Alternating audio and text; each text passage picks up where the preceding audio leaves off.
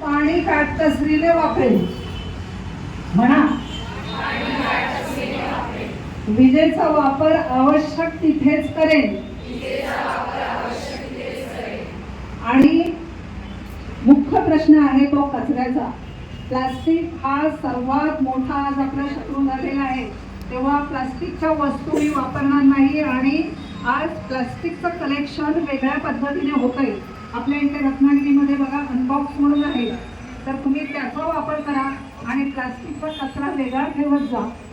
तेव्हा मी प्लास्टिक कमीत कमी आवश्यक असेल तिथेच वापरेन. गाडी आवश्यक असेल तिथेच वापरेन.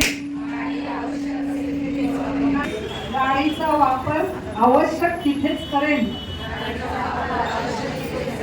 आणि निसर्गाचं पर्यावरणाचं रक्षण करेन. हे चुकूनही मी वडाची फांदी तोडून आणून पूजा करणार नाही. मी वडाच्या झाडाजवळ जाईल आणि वडाचं झाड ज्यांच्याजवळ जागा आहे वडाचं झाड लावेल. म्हणा, फांदी अजिबात पुजणार नाही, तोडणार नाही आणि निसर्गाचं रक्षण करेन, पर्यावरणाचं रक्षण करेन.